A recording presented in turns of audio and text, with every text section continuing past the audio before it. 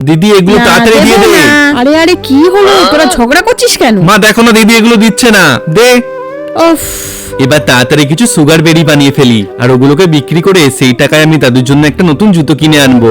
ভাই আমাকে একটা দে না সুগার বেরি। না এগুলো দেয়া যাবে না, এগুলো আমি বিক্রি করব। ধুর, ভালো লাগে না। বন্ধুরা যতক্ষণ আমি এটা বানাচ্ছি ততক্ষণ তোমরা মায়ের জন্য তো সবাই ভিডিওতে লাইক করে, কিন্তু বাবার জন্য আজ কতজন ভিডিওতে লাইক সাবস্ক্রাইব করে সেটাই দেখতে চাই। আর বাবার জন্য কমেন্টে হার্ট দিয়ে যাও।